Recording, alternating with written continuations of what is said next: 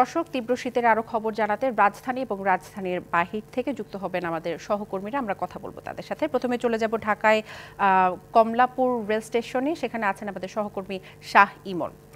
ইমন, তীব্র শীতের রাজধানীতে শীতের ছিন্নমূল মানুষের অবস্থা কি দেখছেন জানাবেন।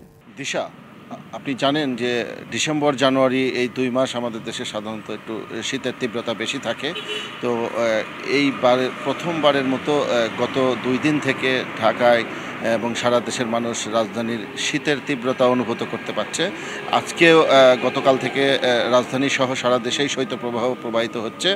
আমরা আবহাওয়া অফিসে গিয়েছিলাম, সেখানে আবহাওয়া অফিস থেকে জানিয়েছে আগামী আরও 3 থেকে 4 দিন পর্যন্ত এই শৈত্যপ্রবাহ বিরাজ থাকবে এবং সারা দেশে তীব্রতা শীতের বেড়েছে এবং 8.5 তাপমাত্রা বিভিন্ন জায়গায় লক্ষ্য করা গেছে। তবে রাজধানীবাসী সাধারণত ইট পাথরের এই নগরীতে সাধারণত শীতের অনুভূতিগুলি একটু কম হয়, কিন্তু আমরা দেখতে পাচ্ছি যে রাজধানীর যারা ছিন্নমূল মানুষ রয়েছে এবং বস্তিবাসী রয়েছে, এই ধরনের এলাকাগুলোতে মানুষ স্বাভাবিক যে জনজীবন তা খুবই বাধাগ্রস্ত হচ্ছে এবং সাধারণ মানুষ বা যারা শ্রমজীবী মানুষ বিশেষ করে তারা খুবই কষ্টের মধ্যে আছে এবং শীতের মধ্যে স্বাভাবিক কাজকর্ম বা তারা যে প্রতিদিন শারীরিক পরিশ্রমের যে কাজগুলো তারা বাধাগ্রস্ত হচ্ছে।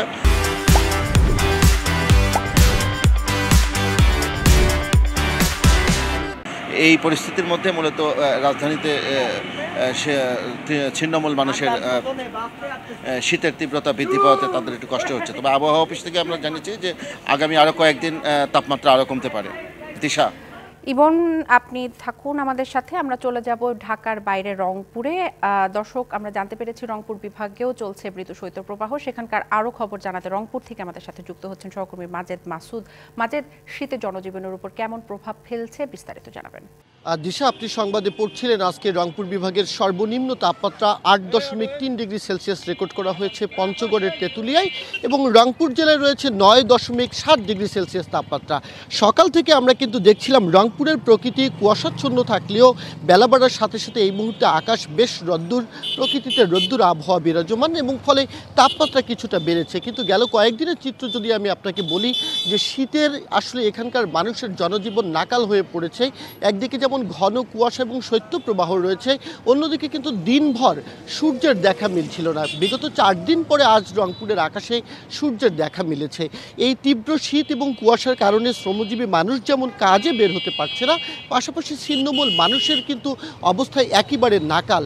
রংপুর বিভাগে ছোট বড় মিলিয়ে প্রায় 1200 বস্তি রয়েছে এবং 1500-এরও বেশি চরাঞ্চল রয়েছে। এই সমস্ত চরাঞ্চলে যেমন কুয়াশার উপদ্রব বাড়ে এবং বস্তির বাসী যারা রয়েছে ছিন্নমূল মানুষ তারা শীত বস্ত্রের অভাবে ভুগছেন। সেদিক থেকে প্রশাসনের পক্ষ থেকে শীতবস্ত্র বিতরণের যে আনুষ্ঠানিকতা বা তাদের যে উদ্যোগ সেটি খুব একটা চোখে পড়ছে না। আমরা বিভাগীয় প্রশাসনের সাথে কথা বলে জেনেছি এই বিভাগে মোট 6 লক্ষ শীতবস্ত্র কম্বলের চাহিদা তারা মন্ত্রণালয়ে প্রেরণ করেছে, বিপরীতে পাওয়া গেছে মাত্র 1 লক্ষ এবং সেই 1 লক্ষ কম্বলেরও এখন পর্যন্ত কিন্তু পূর্ণাঙ্গটা বিতরণ হয়নি। ফলে মানুষের যেমন এখানে শীতের কাপড় বা গরম কাপড়ের কষ্ট রয়েছে, অন্যদিকে যদি আমরা বলি শীতজনিত রোগের প্রাদুর্ভাব বেড়েছে। রংপুর মেডিকেল কলেজ হাসপাতালে চলতি মৌসুমেই যে দগ্ধ বা বার্ন ইউনিটে কিন্তু 42 জন রোগী ভর্তি হয়েছে, যাদের অধিকাংশই আগুনে পোড়া দগ্ধ রোগী। আগুন তাপাতে গিয়ে তারা কিন্তু অগ্নি দুর্ঘটনার শিকার হয়েছেন এবং তাদের 2 জন তাদের মৃত্যু হয়েছে।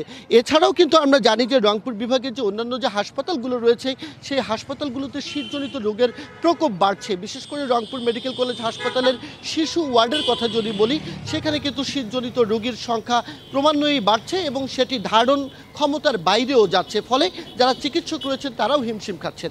এক কথায় বলতে গেলে রংপুর বিভাগের শীতের যে দুর্যোগ, এই দুর্যোগে এখানকার মানুষের নাবিশ্বাস উঠেছে এবং আবহাওয়া অধিদপ্তর বলছে এই পরিস্থিতি আগামী আরও কয়েকদিন বিরাজমান থাকবে এবং 10 তারিখের পরে এই পরিস্থিতি আরও প্রকট হতে পারে।